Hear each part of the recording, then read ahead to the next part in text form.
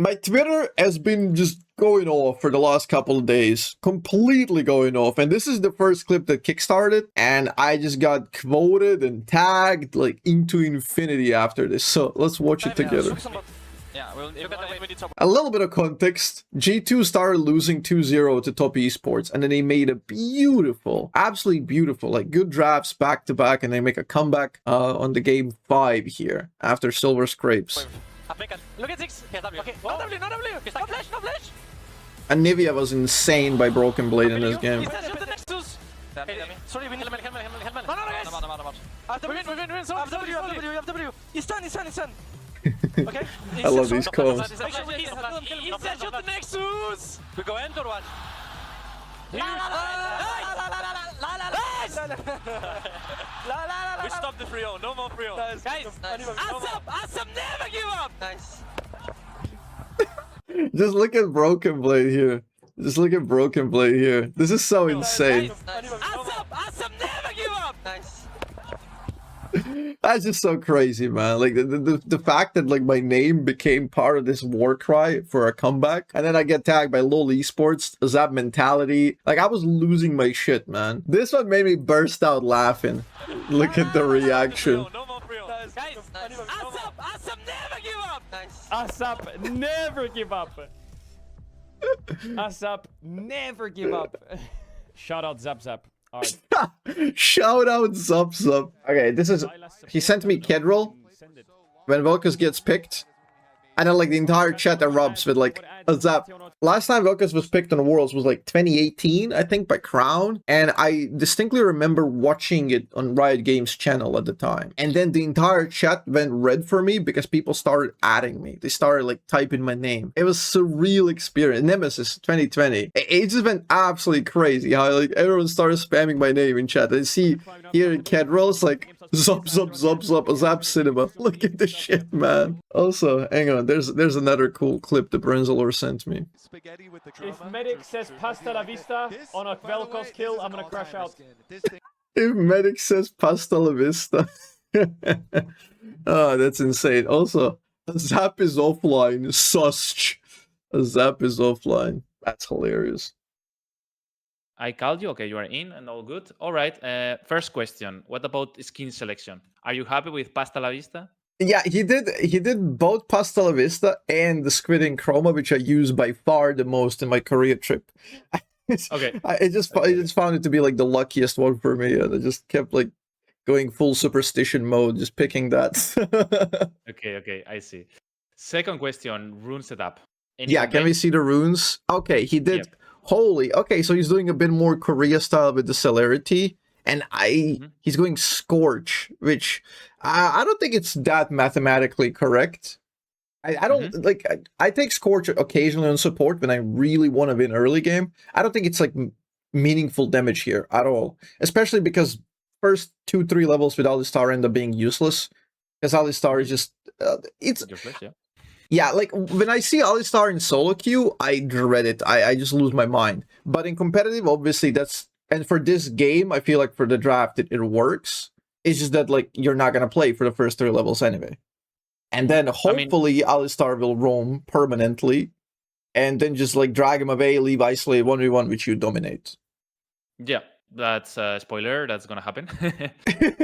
For me, good. Scorch... It's really fucking useless on Mage's bot. It's like it's a good rune on mid lane. It's a viable rune on support. But ADCs, like, you don't often bully first 5 minutes of the game. Like, it's not how mages work. Like, 6 is the same. You lose almost all lanes, then you TP back, and then you start doing stuff. And for that, Scorch is already outscaled by Catherine. Yeah, I agree. So, I agree. Even celerity, I would avoid here, and I would just go Transcendence. The consistency is just insane. I mean, for me, celerity is bad if you don't go move speed rune, which he's broken. But VelKoz has no move speed source, so has way less value for sure. Yeah, you have to pair it up with like Ghost and like a lot of other mechanics. Like you have to go either like Shirelia or Blackfire Cosmic Drive combo. And you need to be Victor, for example, to go that rune on Cassiopeia, which has move speed sources, you know? Yep. I think if you don't have move speed source in your kit, which is one of the weakness of your champion, right? That has no dash and no move speed source, then I think it's like not that valuable because it's mathematically worse. But yeah, just interested on that. I will teach you one thing before we continue, because I will use one word that is common in terms of competitive pro play, and probably most average viewers or solo queue people don't know. Okay. The concept is hedge. Hedge is it's a concept that I constantly use it on my streams, and it's basically you attract attention without dying. Basically, how Baus plays. Okay. Cool. Basically, I mean, so for example, Baus hedge a lot, or he's hedging, and this is important because VelKoz is such a weird champion that is a squeezy champion that is good at hedging. It's good at trying people because the E and the slows, and you want them to go into you so you can actually press ult. You cannot press ult if they don't go into you, right?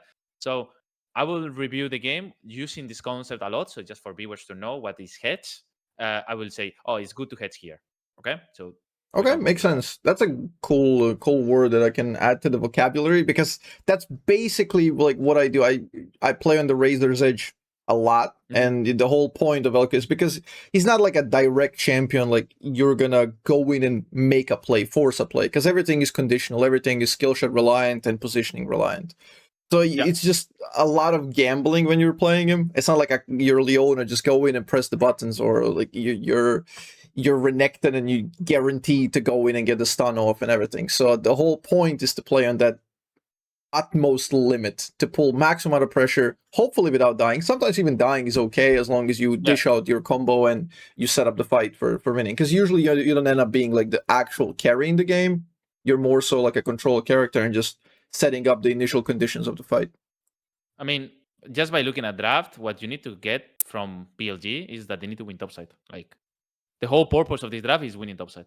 Like, you have winning solo lane matchups in top. You have losing mid lane matchup, but you have better 3v3 because Wukong is a minion and Qiyana, Alistar are not minions in 3v3. So through that conditions, red side wants to snowball top side, and they are red side and they have fucking been on Jax. So like it's been on Jax on counter pick, and he has like the value of Jax here is insane. It's like Annie, like fake yoke, but like very hard to kill. But like 2 auto attackers that Senna is fucking useless till 3 items, and then you have Leona, which is auto attacker because how stun works. So Jax is the main character. And we are going to see how BLG plays around topside. Like, we're not going to focus on, now they're playing this, blah, blah, blah. Like, POV, full VelKoz. But we're going to see minimap. Is Alistar coming? Is Alistar not coming? Is he pressuring in that sense? Is not pressuring in that sense? Yeah, so that's interesting. He's also level 1 immediately mid lane. Yeah. I mean, it's just all about getting a cheeky ward here. If you get a cheeky ward, because you're just going to lose pressure, most likely anyway. You don't care about bot lane would get zoned out anyway, level 1, so it's just... Do you like more this ward, or do you like more this ward? I think that the middle one is better. It's more versatile, I guess. The back brush is just very, very defensive. If you're constantly worried about getting harassed here, I think you're fine. Okay, if you're in Spike, I like this one a lot, but into Leona, Senna is a bit NPC lane. I think the second one is good to get the full information. You are not going to get ganked by a Wukong, so you can just fully drop wards and nothing is going to happen. But and I like the VelKoz pick here for the draft and the game. I think one reason why VelKoz is not picked, I mean, among a couple of others, is that he's not a really good side laner. This is like why historically he wasn't picked as a mid laner, because very often, even if you do really well, like your strongest point is mid game and group team fighting, but then you get dragged off the side lane and basically have to forfeit a lot of pressure on the side.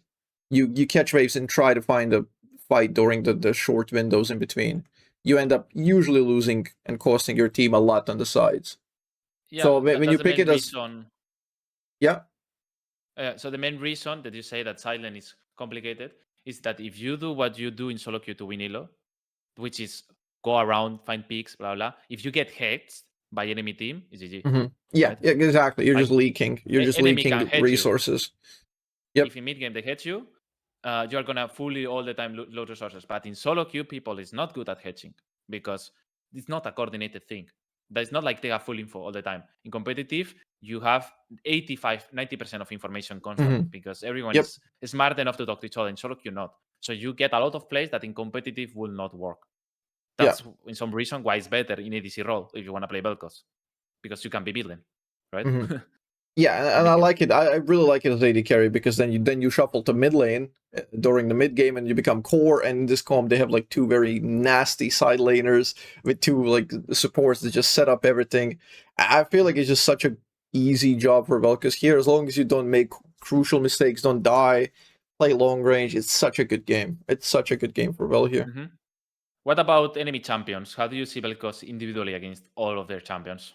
There's like two threats. Everything else is kind of negligible. One big threat is like Leona flash combo and Annie flash combo. That's it. If you can map those out, and obviously you have like a huge buffer zone with a lot of short range teammates or frontliners, you should never really be like in a position that you get demolished.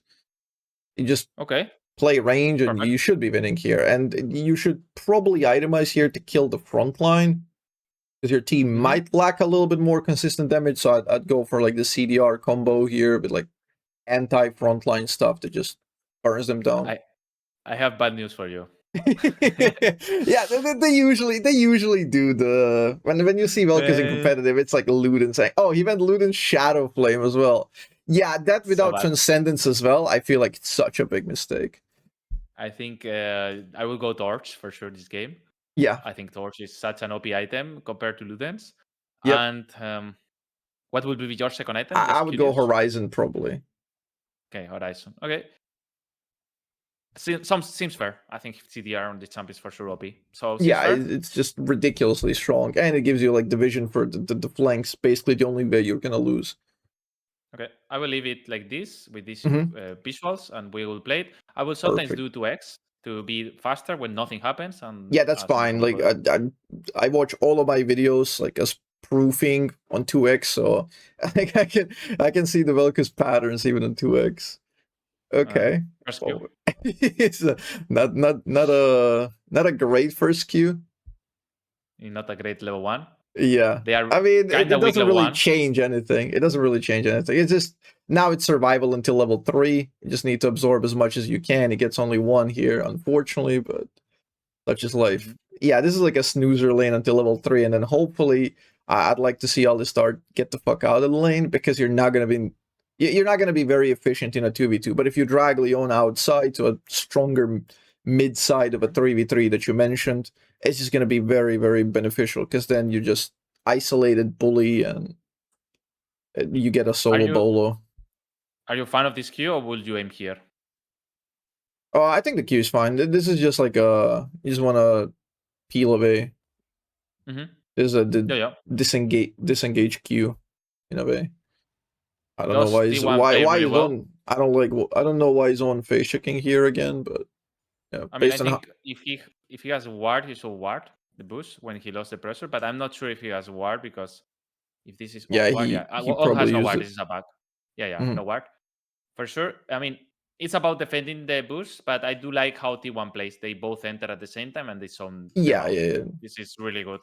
This is correct by T1. I would probably not advise my support to go in, but when he goes, obviously you have to auto attack here. So yeah, another Q. Solid Q. Yeah, good spacing. This is good. This is like individually he's playing this well, like for sure. And again, like this is like that Q is also it's entirely meaningless hitting Keria here with the Q, but like you shoot the Q, buy a little bit of space so you can auto attack. You have two ways of farming, either buying space with your abilities, then auto attacking a minion, or queuing a minion. Ideally, you can do some very clean minion wave clear by refunding with your Q, so you basically don't lose mana. But that's a bit. He's not playing bad Qs. Okay, what about this dodge? Hang on. Is he fucked? He need to skill E if he gets hit. Oh nah, I don't think you're ever in danger here. Alistar is just pure disengage champ. Even if he gets hit, it's meaningless. He's fully scripting. It's a very good dodge, and it's a very obvious dodge as well, because like as I said, if you have Alistar there, you're not worried, so you can always juke inwards. You can do the counter logic juke, and it's just you get to keep control of the lane. And this is great. He's keeping the lane in neutral. He's not letting them shove into him fully, and he just gets free farm. This is such a good early, and this is the trickiest part is first 3 levels. As long as they don't Yeah. get crushed in early, this is so chill. I mean, Senna is probably free fucking lane, no? Senna is a VelKoz is such a good response. Like that's so cool because Senna is such a character right now that she's a really good blind pick in general because she's just such a strong champ. 2 items and she's insane. But VelKoz is one of the cool characters into her because you can play range and you have a better all-in. You can 100 to 0 her because she has a low base health. Historically, 6 was picked into Senna a lot because just some reasons. But 6 is probably out of the series because 6 is hyper IO champ. Like 6 Camille and stuff like that. So probably more mages in the pool is good. Cheeky trade. Yep, for sure, for sure. It's a decent trade, yeah. Okay. He's running low on mana. We're gonna look for a recall very soon. And this is why TP is just VelKoz early game is a little bit weak, so you want to run the TP. This is good wave control. Soft freeze, it's good. Yeah. And now the Alistar takes a cheat base. This is so good. He's unpunishable in this position due to the bow. Okay, he didn't recall. What we will see often is people playing good tempo in that sense, you know? Mm-hmm. The players will not make tempo mistakes, or it will be really small or really situational tempo mistakes. Not like in solo queue, where if they will react worse to tempo situations, you know? Like the most important thing competitive is tempo. If you fucked up on tempo, like if you don't match a base to someone, and your team is gonna suffer really hard. Yep. And speaking of tempo, I don't know exactly why he comboed here on pace. Like he has a good E in an animation look, but I don't think this is worth it. Like I don't know. I would never take this trade. Prevail mana. You will prevail mana. You run out of ammo basically, and then like they can do whatever they want to you. 50 mana, 150. Okay. You're running yourself dry without any like real goal, I feel like. I mean, they get control of the wave now, thanks to it, but maybe it was flip. I can see the point. What do you mean? So then it's gonna crash, and now because he's gonna crash, I think he's gonna cancel. Yeah. Yeah, crash is huge here. If they get the soul off into TP, it's just massive. Yeah, and he cancels, but I mean he got paid to cancel, which is cool. And now he TPs. Okay, question. Harsov or slow push? Here I would probably dig a little bit to try and interrupt the recall to see if they fucked up the tempo. That would be like, if you can interrupt the recall, it's massive. I always like, if I do these TPs and an enemy's kind of cleared in a close call, I would go deeper and then first check that. Game. 1 second, sorry, I have this low. Yeah, I see your point. The problem is that this is competitive and people, it's really used to cancel recalls. So they go fucking here. Like, this is like, sometimes it's good to cheeky check them, but often it's hard to find what you mean because they are often not making this mistake, because if they make this mistake, their coach yells them for 10 hours. Yeah, the good thing about VelKoz is you can do this on like insane range. On a lot of ranges where people are very, you break their habits where they think that they're safe. You can very often go like crazy out of vision. Yeah, I see. Of course. But like, if they make a mistake in terms of base timers, their coach will scream them like in the review. So that's not going to happen in the competitive. So he hard shows and he makes Senna stay, which is insane, right? Yeah, Senna has 1 point to gold. And the 2 ways to get her to stay is like 1 interrupt, 2 is like hard shove, or like both. And it's just, he gets mega control here. This is now very meaningful poke because now she has to leave. He basically has to leave, and now he can do whatever he wants. He can either set up a freeze or shove. And okay, choose. I sound kind of coaching you in some way because I will test you to predict what Viper should be doing. Yeah. We're doing puzzles here. And I honestly, like, based on how the game is projected to go, I think you can even take like a safer route and just set up like a tiny freeze here, and just you can play really safe because Leona was on the bot side visible, and you can just stabilize the game in that way, like where you don't need to, like, you can dig deeper like by hard shoving and going for more lead, but you don't necessarily need to do that. So I would probably just hedge my bets and play safe here. It's good to know it is, and this is stocked Leona first bot. You know, like Leona is always first to bot than Alistar because Alistar is playing for top side right now. Yep. So in that sense, he used the information that the Leona is first to bot, and then he frees. By Yep. doing this, he makes all the minions hit the same minion. Meanwhile, his minions are not. Yep. So with even if it's a neutral wave and this should be always a slow push into you, it's not even a slow push if all the minions die so fast. Yeah, and So this he is the gets dream. it. This is the dream. You see the support, you know where enemies are, you're just essentially 1v2 here, and you're unpunishable. You're in a beautiful position, and you're just gonna keep getting better and better. Once you enter the mid game, you're just insanely strong. And they get a good pick on Mr. Faker. Kinda bad, that guy. Okay, Faker misplay, gets caught. A bit boosted. And now he's 1v2 with no engage tools because Leona is not a reliable tool. Yeah. And Alistar's going to be here shortly anyway, so he doesn't really care. He can just...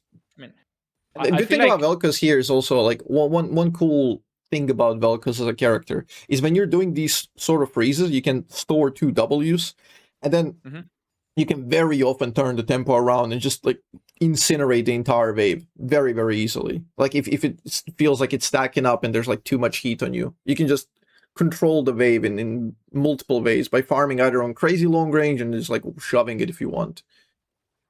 Yeah. I mean, and even into Leona, I feel like the only threat Leona has is ult. Like Leona ult is really powerful into mages. It's usually the mage counter, like especially like Talia, Brand, Syra, VelKoz, like the ones that are fully mobile.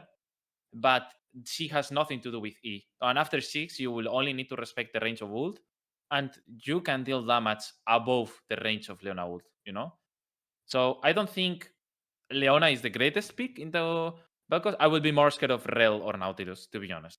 Yeah, those two end up being a little bit more annoying. There's mechanics around Nautilus, for example. He can buffer your E when you get hooked, so he can't chain his auto attack. But the ult is still unmissable and gets a little bit annoying. Rel definitely like has layers and layers of CC. Now the plate alone for him, not like in solo queue where your support steals you the plate. Nice. Beautiful money. Yeah, but aiming to the skill shots. Really bad dry combo. I do explain a lot to people how skill shots work and where you need to aim is the skill shots. And people is not aware that the best position for a skill shot is feet. Are you knowledgeable about those stuff? Or you just do by feeling? It's more feeling. It's more feeling, but like I get what you're saying. Like with the, it's just that this sort of combo is not advisable. This is what I call a dry combo. VelKoz Q is like the most important ability, which is used to set up everything. So using a combo with EW when there's no minions or no leverage is just nothing. My headset turned off. Sorry, can you repeat? Good? That's fine. I'm just yapping to the chat and everything. I explain a lot to people. I did it with this Phantasm. Where you want to aim is where my mouse is right now. You don't want to aim here, even if it's a Mars range 1. You want to be looking for it. VelKoz is a bit cheat because it's floating, so it's a bit hard to aim for a feed, but most of the champions have feed, you know? So if you want to look for skill shots, it's like where my mouse is constantly going, you know? If you want to go for the E, obviously, or the W, but obviously the Q, you want a 90-degree situation with it, you know? Yep. So it's a bit different in that sense, the Q of VelKoz, but most champions work in that sense. And yeah, I remember the old thing, like back in like, I don't know, like season 5 or whatever, and people are like talking about like just look at the shadows always and just aim sort of at the shadows.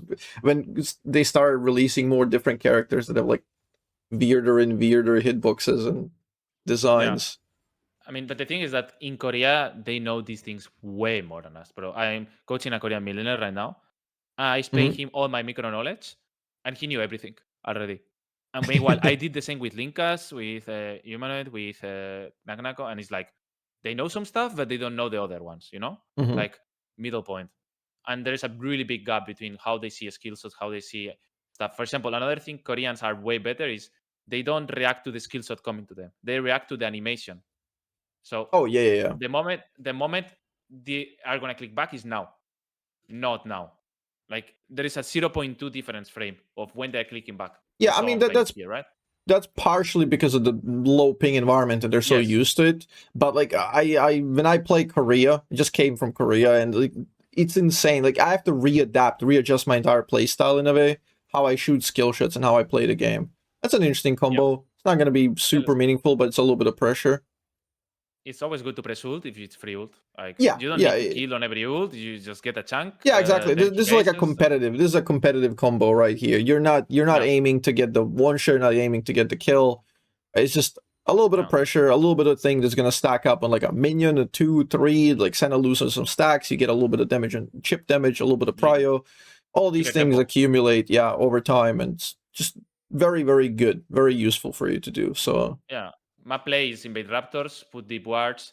And again, as I said earlier, I feel like this game is just all about being stable. So these are really good combos in that regard. Like if that's your goal, to just get to mid game in like an equal and slightly above position, you're insane. Like you're just already winning. We go for competitive information, which is swaps. Obviously, right now our meta, you lose a bit of the mission, but you get scraps because you put TP on bot and it's free. So they do this because Ryze has TP, and it's easy to defend mid waves with VelKoz. Ryze can TP any frame, and they're gonna drop 2 waves. Like for example, right now they could like hedge a bit, go out, Ryze pushes, crush 2 waves, then Ryze TPs, then defend 1 grab. Maybe they do 2 for 1. But who is losing is always the team that has no TP versus the team that has TP. So here we see Ani no TP, Ryze TP, and they do this lane. So Knight saved it earlier, or like used it earlier, got it back, and then they decided to make a play. Exactly. And Ani Ryze matchup is extremely volatile first level, so it's reliable that you're going to have TP at this timer. But they kind of react to it too. So yeah, they do this on purpose. Sometimes they do. So they drop some waves to match them. Yeah, to react. VelKoz drop it 1 wave that Ryze got, and in some way it's good because Ryze is one of the main characters. Ryze and Jax are main characters of the draft. Yep. So VelKoz losing a wave for Ryze in a competitive environment where your Ryze is not my grandpa 5 is fucking Knight is fine, So in that sense, it's okay the way we do it, and you are laning to Ani equal level is for sure fine. Like I think your champion fucks Ani so hard. Yep. So fine, this is fine. I just wouldn't, obviously, like you don't want to prolong this. It's like a one-time thing. Yeah. Go back. Like you really enjoy the status quo here. Just enjoy the default lane setup. And another interesting thing is VelKoz don't pay off the previous wave that she lost. She instantly swapped to have bot pressure. She don't want to drop tempo in that sense. And if she doesn't match right now, they hit the no Leona, then he's losing pressure in that sense. And Alistar is not free to do what he's doing, right? Yeah, division bot side is really good, so that they just know everything and Alistar can stay. Yeah, Alistar, really good combo. And now he stays Fog. So something I really like is that he Fog, push Fog. I like this position. I like this position. Random. This is a common corner that I utilize in that you're going to see Viper go here. And it's just very good. Like when you show up like this, enemies are just, they're shitting their pants because like, okay, is this Alistar? Is this Kiana Alistar combo? Like, why is he that aggressive? Why is he cutting that much distance? And you can play off a range and just threat. That's that hedging you're talking about. So you're just leveraging until Alistar shows mid, and it's like, okay, now I pull back and I just take the entire wave without any losses. You got the dragon, you got the mid play, you got the full bot. It's like there's nothing being lost here. And now he's farming exactly from the same position because it's just really good perpendicular angle you can get from there because of the map curvature in bot lane works in your favor. And you just get such beautiful angles. You get so much control from crazy range. And Viper is doing a very good job here positioning wise. He's just not doing any crazy fancy combos, just wave management. Mainly boring stuff for like people who want to see like some crazy highlights. He's probing here. I respect it. I respect the walk. This is like you have a little bit of time in between the minions because you already got the clear. So you walk behind and look for Q. If that Q lands, that can be followed up by something because at this point he already has like a higher rank Q that is better slow. The only thing I miss from here that for sure you are better is the Q landing and the Q angles. I think that's something for sure. If you contact BLG and they want coaching, I think. Yeah, see that one Q before you can rewind that a little bit. The Q under turret that was like a really bad one. You will do this no? Like, right now his positioning is. You can wait and you can move up a little bit and then you can shoot it. No. That's like you don't go that wide at this point because you know where he has to be. He has to be under turret. Yeah. So usually you want to aim between the turret and the wall. Yeah, okay. So between the turret and the wall, and that angle is just devastating. Here, no? Yeah, exactly. You move up, a little bit more, and then aim there, and it's just you can cover every position. Yeah, let's not send him because I want G2 to win. because my boy is human. I want them to win. True. But if someone from China is watching this, this is some knowledge that can actually help you guys to get better at the game. He's just throwing everything out there. He's just pumping it and hoping something hits. But also, in these cases, also I tend to leave like 1 minion alive for 2 reasons. Like when you're clearing, he had 1 minion alive there. Yeah. It's both to regain the cooldowns before the crash, and you can also use that 1 minion as a Q refund. And like, see, you don't have to clear that with the Q, and then you can clear off of this minion for a faster Q, because the second part of the Q is faster than the first, so you can aim it at pace with a good angle. And if that hits, you can follow it up with a full combo. It's basically both sums. Does he have a kill threat right now if he hits spells with these current items? Because I never know if I'm gonna die to Vel'Koz, bro. This champion has too much damage. He does have a lot of damage. Yeah, at this point he could very likely do a kill. Like full combo probably can get to like 100 to 0. I mean, minimum with a heal and a potion, Senna might stay alive, but there's like really big kill threat here. Like at this HP, it's 100% 100 to 0. You just need a little bit of poke. Now he TP stop. That's crazy. Okay, he just does ult, gets assist. In the moment you get mission, and in the moment you get TP unlocked, and you have wave, go fast somewhere. Like no one gives a shit about bowling now. You know. Yeah. It's all about dump it, and use the first the play. one to top is king. Whoever reaches anywhere in the map that creates numbers is just king. These plays are always difficult for me to judge because I don't know exactly like who the call came from and who called what. Like maybe they just called like kill one, get out, you know. So he ults, gets an assist. He just participates in the kill. Obviously, like with the VelKoz potential, you could maybe go for 2 kills here. If you go for like a deeper combo, but this is totally fine. Like go in, ult, recall, reset, and get the lane states. So can't really judge this. Competitive is not working around kills that much. We care about tempo. Yeah, why we care about tempo? Because we're forcing these guys to stay because there is a big wave. Because we fuck them or we kill them. It's not just about the goal that you got. It's about tempo. Now Keria is locked here, and because Keria is locked here, this guy is free, and because this guy is free, he's gonna 1v9 the whole fucking map. And this is for sure. Almost all that we care is making this guy broken because this guy has tempo because we killed them in top. Now this guy can do this. Yep, I'm just mentioning this because of the usually when people watch these for Vel'Koz gameplay, they'll be like, I wish he did like some more combos, or like he could have gone for more, and like that ult is kind of wasted. Like the reasoning behind it is simple. The call came, do this quick, get out. You know, it's like you don't have the luxury to go for like better, deeper combos. Yeah, but now we're in the mid lane, and this is still good. Yeah, for sure. Again, like the goal in this game is to just stabilize, control, stack dragons over time. It's just so insane. Vel'Koz is like one of the best mid-game dragon control champions. He's just really, really good at that. So as long as you stay afloat, you're totally fine. The only thing I dislike from Vel'Koz dragon control is that you don't have a spell to put to the floor and they don't pass, you know? And competitive, you use here 6E, and then they cannot come, you know? Yeah, I know you can throw them all the time, and it creates the rain control for 2 to 3 seconds, but it's not like something that stays. 6 I agree. I agree as fuck, because you put it here and then they come here. And if you can here, satchel charge, you can minefield. You know? There's angles for sure. With Vel'Koz, that's why I really love the CDR build. And here, like he's gonna go Ludens and Shadowflame, which is just really bad, I think. I think if you go Blackfire, Horizon, there's almost no downtime, especially if you know how to manage your abilities. See, that Q looks devastating. It's like insane damage with the Ludens. But it's mainly meaningless. I think you value more consistency and more anti-frontline than like trying to assassinate pace with a QR. Like, it gives you even more wave clear if you have DPT because better clear, more uptime, you're more combat ready. You have better tempo. And obviously, like objective control. It's not objectively better. Okay.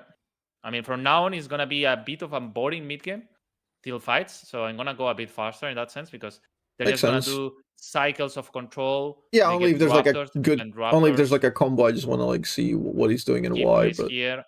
I mean, he's just going to shadow. This is just standard control, Yeah, VelKoz they're always really gonna- good in these. Okay. Every time he's fishing, if he has extra tempo, if he knows where enemies are, he's gonna go for fishing cues. Yeah. He usually he's ends up doing his missing, and it leads to nothing. But still, we get tempo, we get to move, we get to recall better. Another fight here. So he could choose to take this path, and he chose to not. Are you feel unsafe? If they have vision, like this Leona is killable here.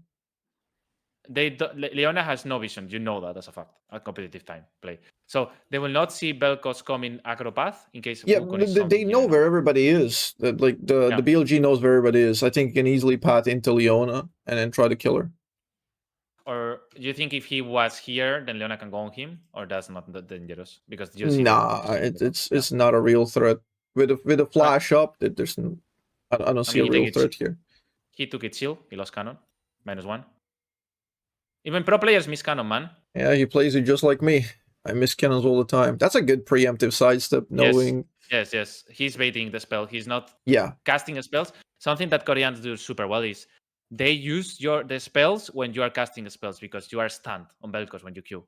Yeah, like, this is beautiful because I don't see VelKoz players do this often. Like it takes a lot of discipline, a lot of patience, because you're playing entire game AFK, and then you have one chance for enemy stunned. You obviously want a combo. You obviously want to combo that, and he just leverages that so well. That's like a very rare thing. This is beautiful. Top level ADC. This is top level gameplay. Yep. This is the difference between a solo queue player and a top level player, where he's knowledgeable of what is the window, and he actually bait the spell perfectly. Look, he now see the animation of the ult, and now he's already dodging. He saw the Leona move in the hand, and that's enough for him to move. It's really awesome. The way he clicked. I mean, I wish we have the preview. With preview, you will see way more, but that's something we don't have. So now he has a mid into top. This is a really common competitive thing where anytime you have tempo and you have move, fast push into top, and then either hit top tower and then Jax goes mid, or you shadow, they get the tower and you go back. This will be the really common just a semi-roam, like at worst. A hover. He takes safe pathing because they have a window. Yeah, this is smart because they abandon mid control, so he goes around. Just again, you don't really lose much. This is the most classic mistake in solo queue where you do a move and you don't understand they have a window. Yeah, you go back and then you just get caught in like the dumbest way. Because you are greedy, you want wave, blah blah blah. And okay. That was a good cue. That was a good cue. Okay. I actually did my own review and I thought his cues were really bad, but now that I analyze with you, I see it different. To be honest, I'm generally like there's a lot of messed up in the lane. He could have definitely squeezed out more potential in Senna, because if you see this, like Senna is equal CS. Like I'm guessing her stacks aren't looking that great because he overpressured her, but she's still 2 items and Senna is scaling really well. Yeah, those stacks are pathetic. So the isolated 1v1 works in their favor no matter what, even if he plays ridiculously well or not. He can just do his wave clear duties and do really well. But you can definitely squeeze more advantage here. Like I've played this matchup many times, and like you can just make Senna's completely hopeless. Because there's a constant kill. What? I can bring your Karthik. Can you cost him some VelKoz? I want to win. Sure. I think Why not? He's like the worst mage player I've ever seen in my life. So it's a big problem. Like if either you are a mage player or you're not a mage player, like there is not a middle point. Yeah. Like either you understand the areas, if you understand the positions to use spells, or you understand this, or you have discipline, or you're not. And it's kind of hard when a player is like really good at something or not really good at something, you know.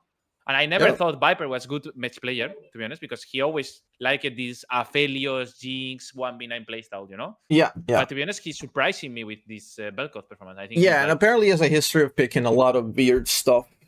He's like very versatile, so very cool. Yeah, I mean, he had some weird champs, but overall, like he was not like the best match player. He was more like the main character of his teams. But now he has a really good top side, you know? Like his top lane is a monster, you know. Yeah. So I think he's like playing for him. Like okay, you know, he comes back. This build is such a bait. I swear. I take this in like very rare games just for like good YouTube content and like crazy one shots and Shadow Flame procs. But It's such a bait. It's mathematically wrong. Like Yeah, I you mean, you can take like you can do like 5 to 10% less damage in a burst, but like extra 20% over time and like better control, better tempo, better fights, everything. And like especially in this game, like there's not like a real one thing that you have to assassinate. He's not playing where there's like a protect the Kog'Maw and you just lack the damage to burst him, so you need everything to land and like you need 100 to 0. It doesn't really matter. You can play an extended fight here easily and just deal with the front line. So I would play for consistency here. I do think the penetration is useless when you have 2 damage, right? Like 1/3 of the damage of VelKoz is pointless. 1/3, about 1/3, yeah. Yeah, okay. Yeah, that's a Q landing and he opens up with the ult. It's not gonna kill. This is pressure. This is pressure again. Azzapp Q. Yeah, yeah, good QR. What people need to understand is good that QR, good position. Full tempo for Ryze. Now Ryze is free to do the fuck he wants for 3 waves. Yeah, and this is always worth it. Like if you're like outnumbered like this in a lane and you just land the Q, like let it rip, you know. Look, this is a wave that Ryze can get legally. Even if owner goes on him, he's not gonna die. And this is thanks to what VelKoz did here on Annie, right? Yeah. So this will be like T1 went into debt there basically just with that mid lane play. And they paid for it. They're a bit deep, they get punished. Nothing to do with VelKoz, so we don't what is he building? Like, it was such a waste. 1100 for nothing. Like... Yeah, he could go blasting. I mean, he should go CDR1, no? He should go the Void with CDR. You should definitely go Cripplum at this point because he's sorely lacking CDR. No Transcendence, and having like 10 on Ludens is just nothing. VelKoz is a combination character. Like all of his spells benefit from each other. Like he just gets exponentially better the more abilities you have. And it's just such a waste of potential to not build more CDR here. Like if I'm playing a game and I'm like on 40 CDR, I feel like I'm choking, you know, I'm suffocating. It's like this is too little. Only 40 CDR, you know, like or ability haste. Like you just want to buy more. Yeah, I mean this is for sure trash, but it's fine. At least he picked. I like what he's gonna do now. Look, he's not gonna be the one hitting, and he's gonna be behind the Ryze. This area of here, I have a name for it. It's called, for me, the C zone. We can call it, without saying the deep word, I'm gonna say C zone, because this is the area where you tend to throw games. Most of the gauges are because Sahin TPs here and then fucks you, or any flash with explosive plant from here, or Wukong just combo flash you, and risking something, risking position is like the worst position you can do because A, if you lose the fight, they get anything because it's in the center of the area, map. B, it's like super easy that a flank happens. It's not like the same if you are here. Yeah, there's a lot of paths. There's a lot of paths, and enemies are grouped up for any rotation after. I swear, this is the favorite area of master players to lose a game. And these players are they know this. Funnily enough, as a VelKoz player, I love playing in that area, especially when the first turret falls. You can just get so much deep control. Like you can do hedge. Like you can hedge a lot. Yes. You can just constantly summon enemies to you, and you play giga long range. You're constantly shifting angles, and you need a little bit of vision and like knowledge where enemies are. But it's so beautiful if you do it right. I see your vision. It's just that 99.9% of players will follow you and die for you, and die with you. And that's a problem because you individually know what you can do here and what you cannot do here, and you will respect flanks and you will respect numbers, but your teammates is a problem that they don't, So if they die for you and you get kills, it's not bad. If you don't end up getting shit and they just ace your team because you guys were here and then Camille came from here, then that's like a big problem. Even if you are respecting and you're here and your teammates are here, it's a tendency of throw. And there is in solo queue something that is like you bait each other. You click forward, so he clicks forward. But you want to click I've experienced that many times because he is close. And this is like I usually I like to poke in this area. If you can poke with Cheddar, VelKoz, things like nice. But it tends up to have more win rate in my experience of coaching people in solo queue to push, move, fight here. Push, move, fight here. Push, move, take this tower. Push, move, take Drake. Push, move, take this. It ends that's like the common.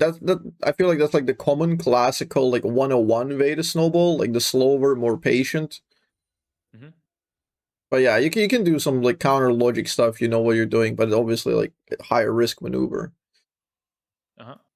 I like what they do because they lost position for a tempo mistake, and what they instantly do, all as a team, they play through bot. They put Rice mid with global. He can fade check with ult himself, or VelKoz can blue trinket him, and they are gonna play the setup from bot with a silent. Good recovery, yeah, and they can go.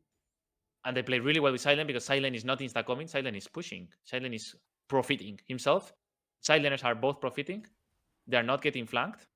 And they're pretty impatient. As you see the map situation. Oh, they're just preparing. Perfect. They're just preparing the pincer. And VelKoz's positioning is very good. He's not offering himself, but he's close enough to follow up. Yeah. And now the Jax TPs with a big shield. Alistar in good position. Perfect pincer, yes. And at the same time, they have profit silence, which is what their comp wants, right? So yeah, this and you know where the threat is. You know they have Baker over the wall, like just trying to do that any combo. It's very easy to play against.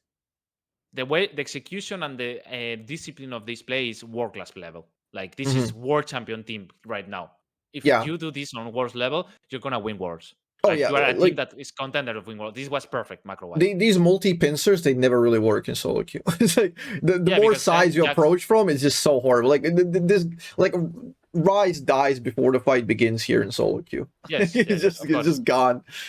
But Rise knows he's not one shot. Like, this is good. This is a good position. He knows exactly how much he can take, baits them, like alleviates pressure on this side, and then they can just front to back, like demolish. And this is the job of VelKoz, doing the full combo and then like burst this guy before he gets the passive off. Like this is a very, very sad combo from him. He didn't really land enough to make his whole true damage. Let's see the combo. Okay, WQ fail. He has E. He chose to eat. Yeah, and like this is also the problem of the low CDR. He's not very relevant in these fights when he's going front to back, and this is gonna be majority of your fights that you're doing on objective, because your job is to just demolish the frontliner as a VelKoz. So at least he make Wukong useless in that sense. Yeah. I see your vision. Yeah, it's good damage. It's still decent. It's still winning, obviously, because they're ahead and they had stellar positioning. But as for VelKoz's efficiency, this is not the peak.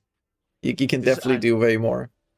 I can teach you another concept, and this is something some people like. Kaedrel is not knowledgeable about this because he worked with a coach. We both worked.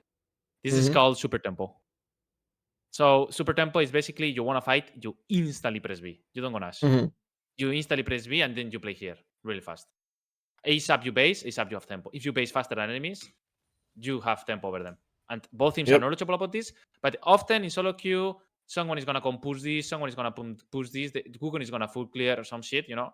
And then if they show bot now, they're just the Baron is cooked. So as you see, I mean Jax is like trapping something, trying to fish something. But as you see, they all super fast push, they all super fast open top side, and they might not insta start jungle or might insta play here, you know, like they have both options. Like spacing is super OP, and they are knowledgeable about this, and they just instantly, the moment the fight is over, the first one to press B gets the position, and this is what they play for. Let's see the turn. Let's see how they play on turn. Yeah, Hextech map is working a little bit against them. It alleviates the threat from the jungle. This is always a nasty position. I hate this position as VelKoz player. I absolutely loathe being here.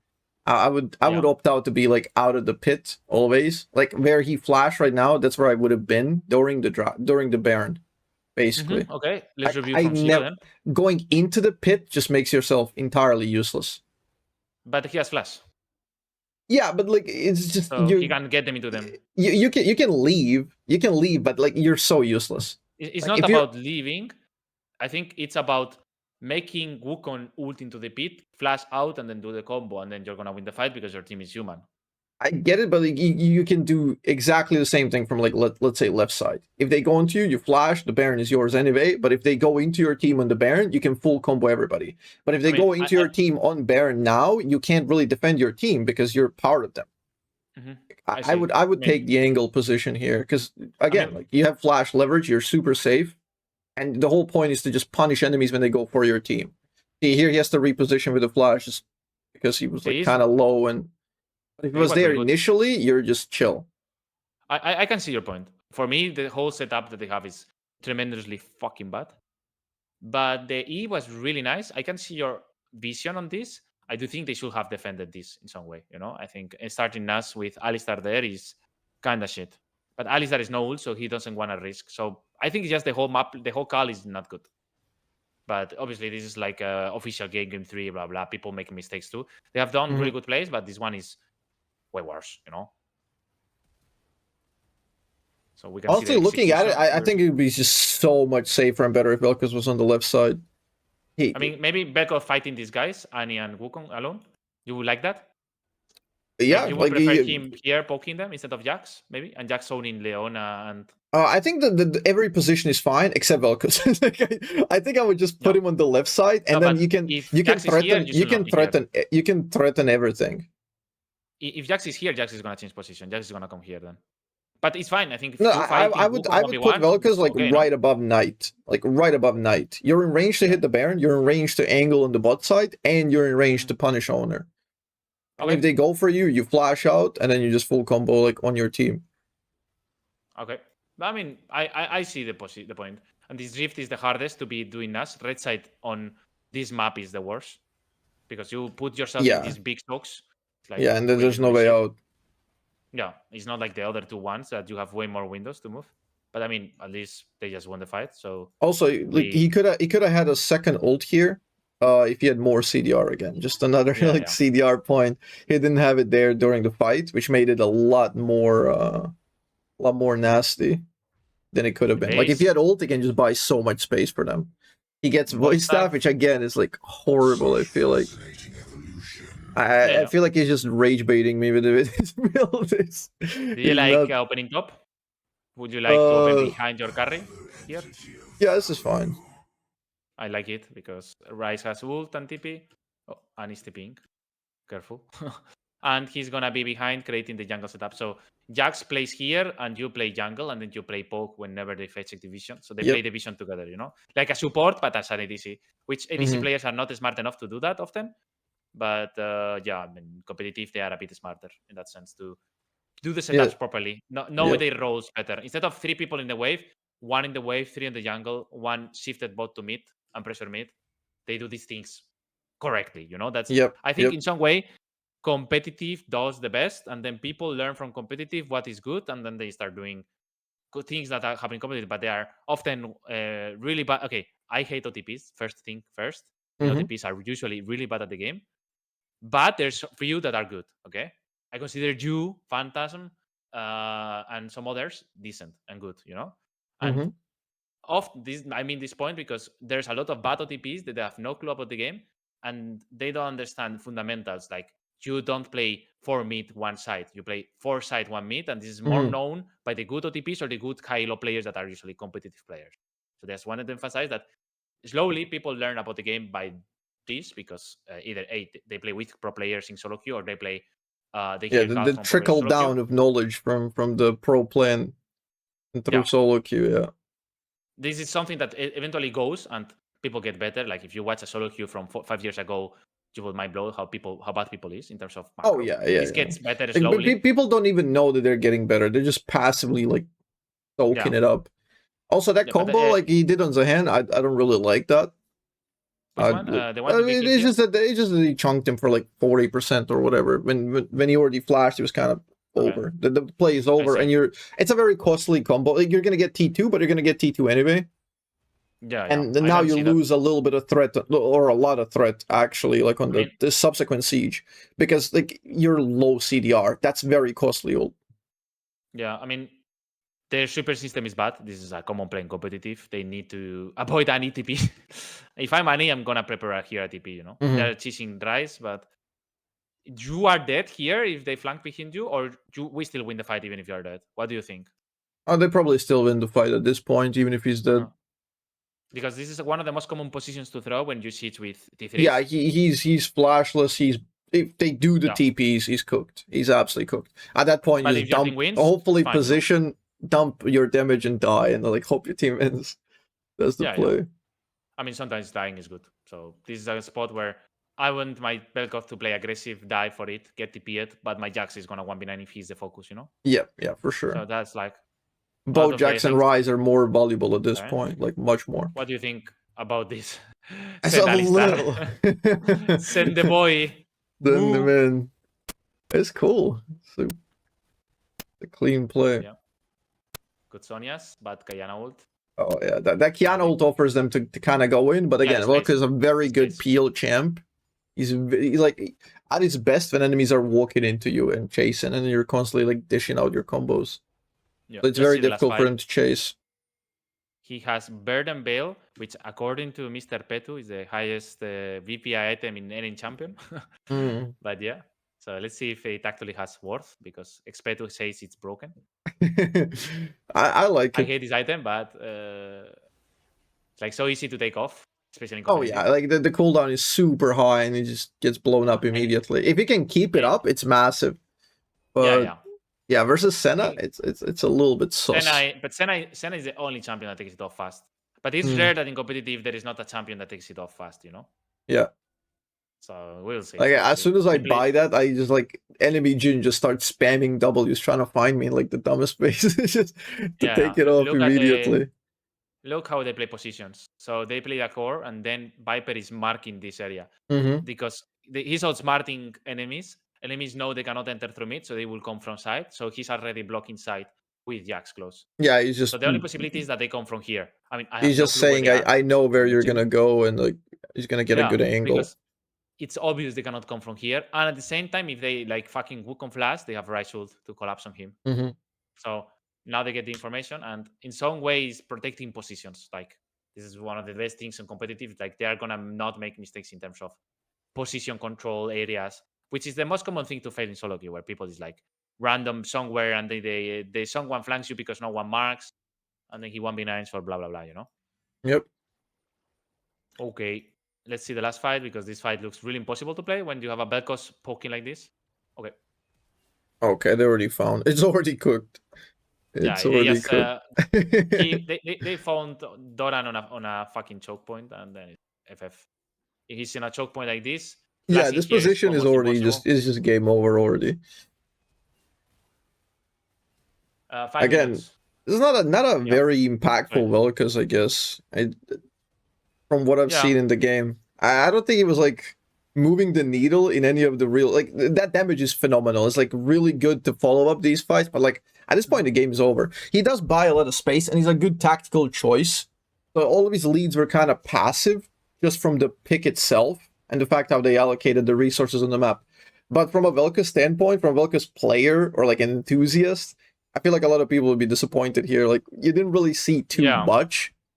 Nothing like too crazy. I will. Let me do a second. I think if we think about champions that could have done the same than VelKoz, I don't think Thix will have. Because Thix is way worse matchup into Leona. Like your W is completely useless. And it's in that sense, VelKoz is a bit of a safest option into Leona in that sense.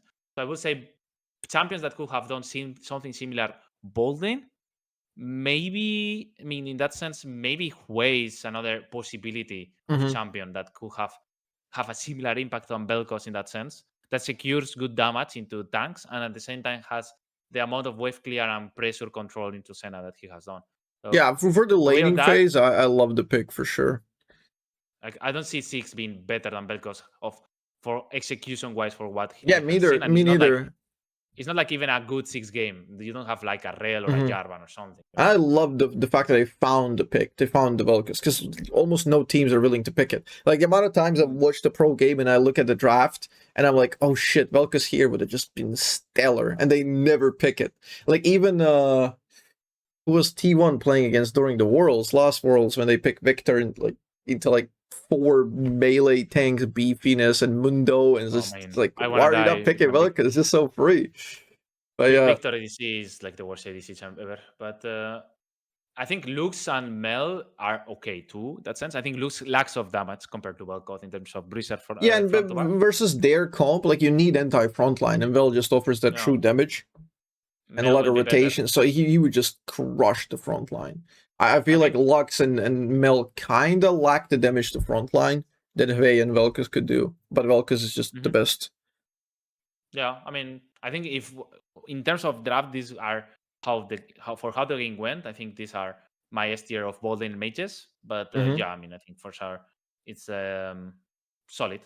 Well, that was very fun. That was very awesome. Welcome to the Raiders. Mauro once more. Shout out. Thanks for doing this very, very cool stuff. It's so good to be back. I'm underslept entirely, but this is just too exciting not to go over, not to check it out. Insane stuff. If you enjoyed that video, watch this next. Also, majority of our content comes from our direct live streams, which happen almost daily, so consider joining those and being part of the community live. Appreciate all of your support.